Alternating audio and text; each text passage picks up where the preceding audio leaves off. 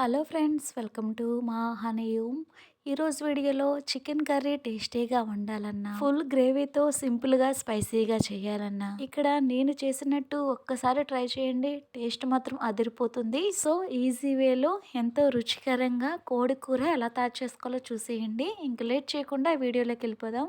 First clean చేసుకొని medium సైజులో cut చేసుకున్న చికెన్ని శుభ్రంగా కడిగిన తర్వాత ఒక గిన్నెలోకి తీసుకోవాలి. నేను ఇక్కడ చికెన్ని 1 kg వరకు తీసుకున్నాను. ఇందులో ఇప్పుడు ఒక అరబద్ద నిమ్మరసాన్ని పిండుకొని అంతా కలిసిలాగా కలుపుకోవాలి. నిమ్మరసం వేసుకోవడం వల్ల చికెన్ నీచు స్మెల్ అనేది రాకుండా ఉంటుంది. నెక్స్ట్ ఇందులో 1 టీ స్పూన్ అల్లం వెల్లుల్లి పేస్ట్, అలానే 3 టేబుల్ స్పూన్ల కారం, 1/2 టీ స్పూన్ పసుపు, రుచికి సరిపడా ఉప్పు. కారం మీరు తినేదాన్ని బట్టి ఎక్కువ తక్కువ అనేది వేసుకోవచ్చు. అల్లం వెల్లుల్లి పేస్ట్, ఉప్పు, కారం ఇవన్నీ వేసుకొని పీసెస్కి పట్టేలాగా బాగా కలుపుకున్న తర్వాత నెక్స్ట్ ఇందులో ఒక చిన్న కప్పు పెరుగు వేసుకోవాలి. పెరుగు వెయిట్ వచ్చేసి 20 లేదా 30 గ్రామ్స్ ఉంటే సరిపోతుంది. పెరుగు వేసుకొని జస్ట్ పైన కలుపుకున్న తర్వాత పైన మూత పెట్టి ఒక 1/2 అవర్ పాటు పక్కన పెట్టేసుకోండి. ఈ లోపు చిన్న మిక్సీ జార్ తీసుకొని అందులో ఒక 10 నిమిషాల పాటు నానబెట్టుకున్న గుప్పుడు జీడిపప్పు పలుకులు వేసుకోవాలి. అలానే చిన్నగా కట్ చేసుకున్న 1 లేదా 2 టమాటా, చిన్న కప్పు కొత్తిమీర, పుదీనా వేసుకొని అవసరమైతే తగినన్ని నీళ్ళు వేసుకొని మెత్తగా ఇలా పేస్ట్ చేసుకొని రెడీగా పక్కన పెట్టుకోవాలి.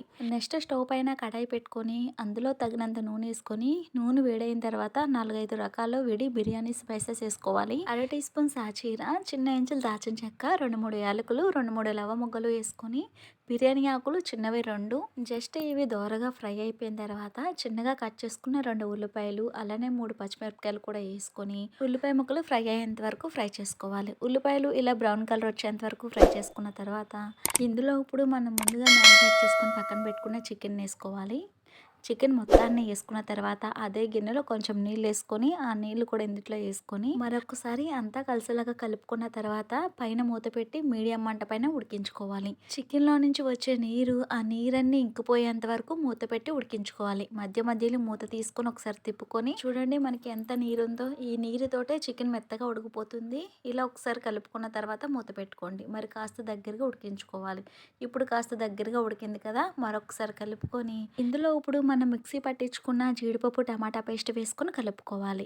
జీడిపప్పు, టమాటాలు ఇవన్నీ మనం డైరెక్ట్గానే మిక్సీ పట్టించుకున్నాం కాబట్టి ఇవన్నీ పచ్చివాసన పోయి చికెన్లో బాగా కలిసేంత వరకు బాగా దగ్గరగా ఉడికించుకోవాలి. ఇలా ఒక 2 నిమిషాల పాటు మూత పెట్టి ఉడికించుకున్న తర్వాత మూత తీసుకొని చూడండి మనం వేసుకున్న నూనె మొత్తం పైకి తేలిపోయింది. అంటే మనకి కూర ఉడికిపోయినట్టే, మనకి గ్రేవీగా దగ్గరగా అయిపోయింది.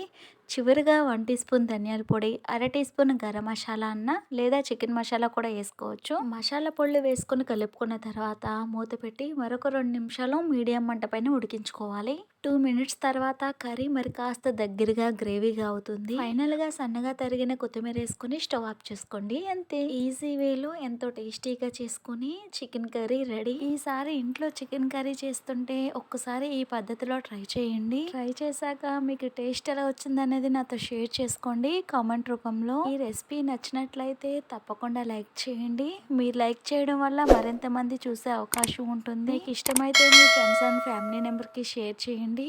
మరిన్ని ఈజీ రెసిపీస్ కోసం మా హనీయూమ్ ఛానల్ని సబ్స్క్రైబ్ చేయండి. Thank you for watching.